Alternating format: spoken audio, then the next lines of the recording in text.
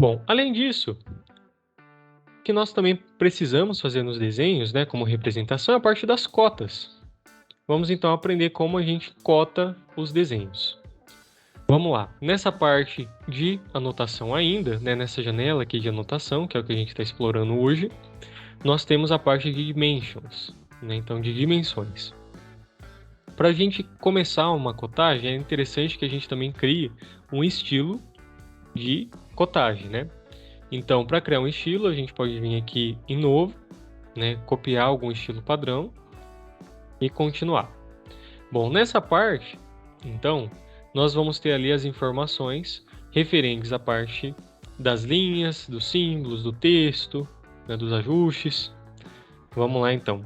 Nessa primeira parte, nós temos então as linhas de cota, né, aqui em cima, e depois as linhas de extensão. Então, qual que é a cor que vai seguir a linha de cota? Né, eu vou colocar aqui, por exemplo, que a linha de cota ela vai ser uma linha vermelha. Né? Então aqui tem o tipo da linha de cota, se a gente quer que seja uma linha contínua, tracejada, espessura, depois o espaçamento ali da base. A gente vem aqui na parte das linhas de extensão, que são aquelas linhas ali em pretinho, né, que estão ali em pretinho. Ela vai seguir o que? O tipo de layer, o tipo de bloco, uma coloração específica. A gente pode colocar isso também. Bom, tem a parte de suprimir, né? Então se eu quero suprimir algum dos lados, por exemplo, né? Ali tem o offset, né, que a gente tem em relação à base. Então, por exemplo, tá ponto 625. Se eu colocar aqui 2, vai ter 2 unidades ali, né, em relação ao distanciamento da base. Né? Tem aqui a extensão. Né? Na segunda parte, a gente tem a parte de símbolos e setas.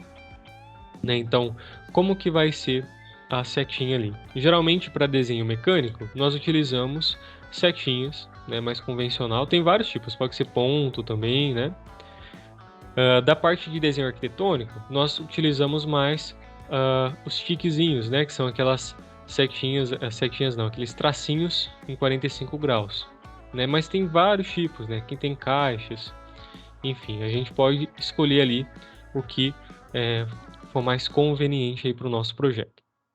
Tem o tamanho, as marcações, as quebras. Como esse desenho é um desenho mais mecânico, vou deixar ali as setinhas. Tem a parte do texto, então qual a coloração que a gente quer ter, qual que é o estilo, né, que a gente quer ter de texto. Por exemplo, coloração amarelo, azul, né, vermelho. Geralmente a gente coloca uma cor um pouquinho diferente para não sobrecarregar as nossas informações visuais. Então vou colocar aqui, por exemplo, azul, o texto. Então ali a gente tem a altura do texto, se vai ser depois, né, a gente vai ver se vai ser também uma cota anotativa. Né? Então nessa parte aqui do fit, né, tem a parte do anotativo, que em breve falaremos aí sobre isso. Tem a parte das unidades. Então qual que é o formato e precisão das unidades? Se é um formato decimal, científico, arquitetônico. Né? Qual que é a precisão que a gente quer da cotagem com 2 casas? Se a gente vai suprimir o zero ou não. Né? Então, se suprime o zero, por exemplo, quando for um número redondo no decimal, se a gente suprime ali ou deixa tudo.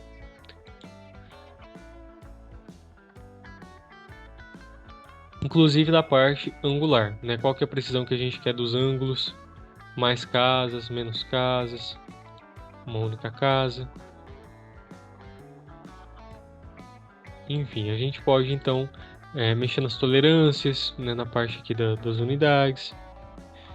Uma vez formatado, qual que é o nosso padrão de cotagem? Então, ok. Deixa selecionado esse estilo. Põe aqui para fechar. E aí a gente pode vir e selecionar uma layer adequada para deixar a parte das cotas. Né? Então, para que não confunda, né? É interessante criar uma layer para cotas para que não confunda com outras layers do desenho.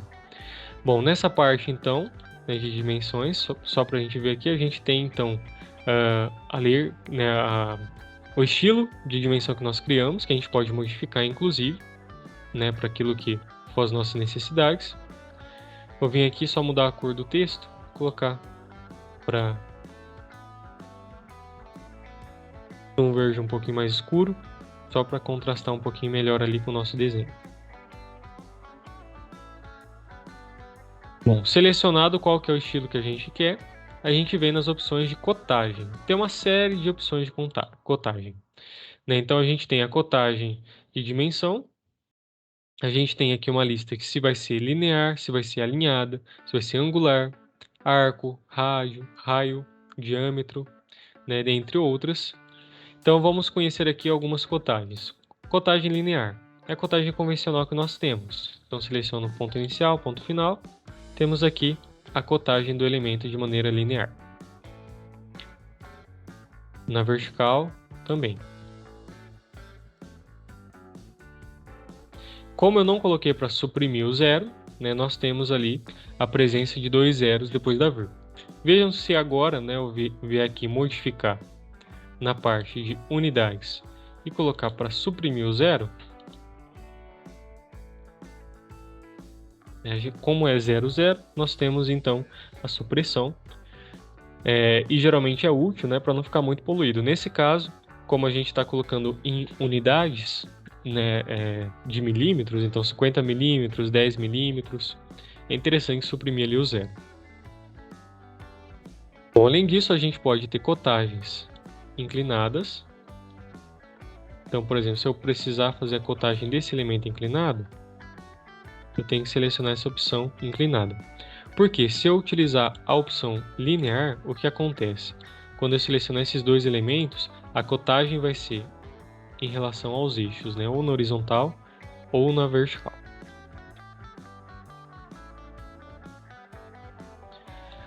Bom, além dessa cotagem, a gente tem a cotagem angular. Então, se eu quero representar esses ângulos aqui, por exemplo, o ângulo entre esses elementos, ou o ângulo aqui de maneira interna, ou também esses elementos, né? Então, 60, 120, são outras formas também de representar ali os ângulos. Bom, cotagem de raios, arcos, né, e diâmetros. Então, se eu quiser colocar o comprimento do arco, por exemplo, o comprimento que tem esse arco, posso colocar cotagem interna ou cotagem externa.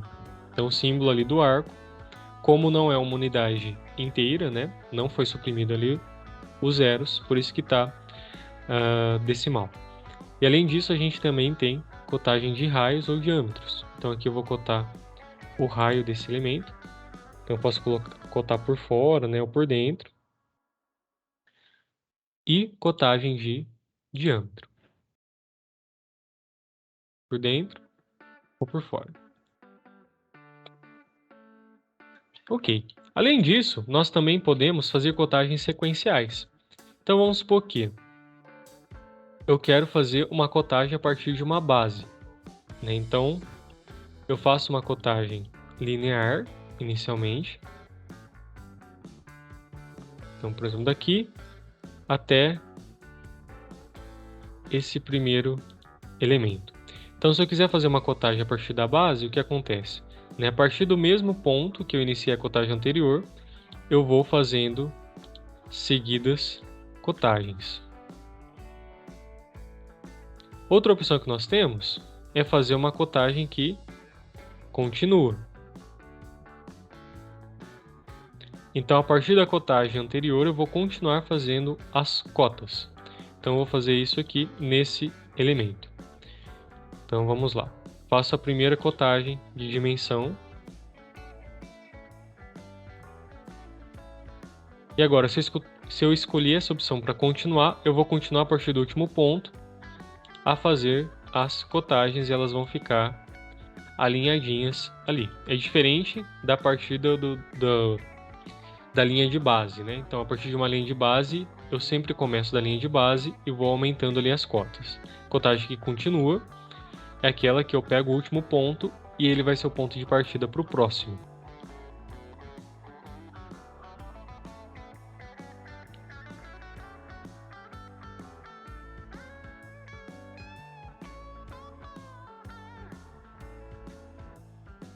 Bom, eventualmente, se nós tivermos a necessidade de editar alguma cota, a gente pode clicar 2 vezes nessa cota e fazer uma edição, né, no texto daquela cota, por exemplo.